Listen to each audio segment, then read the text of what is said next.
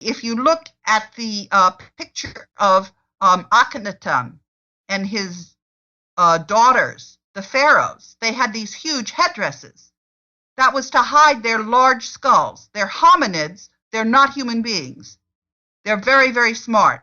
They're not creative. They're mathematical. And they had a much stronger force in the earlier Ice Age. You know, there are a lot of museums that have skulls of these, some people call them coneheads by slang. Some people say it's more than one species.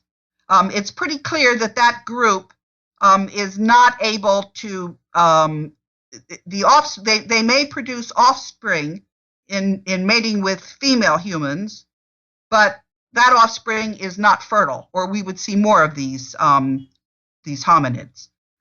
And they have been, making themselves scarce. But when Edward was giving me all this information, I shared it with a man in Portugal who went and had a meeting with a bank, and he sent us an email the next day and said that there was a big skull person with bright blue eyes at the meeting of that bank.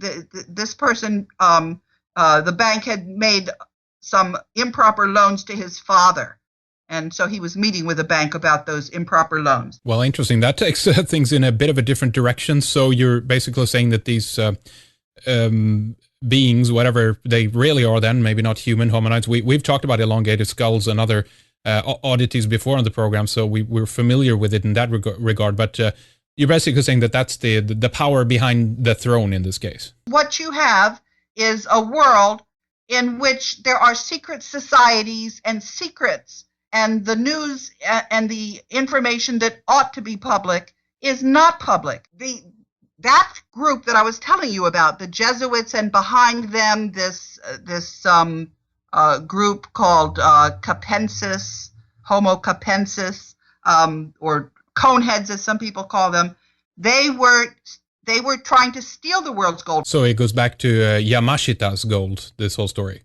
No, yes, that's part of it. It starts off with Solomon, and then you get the Aztecs and the Incas and the Pharaoh's gold, and you then get all of the gold that Yamashita had. It's more gold than you know about.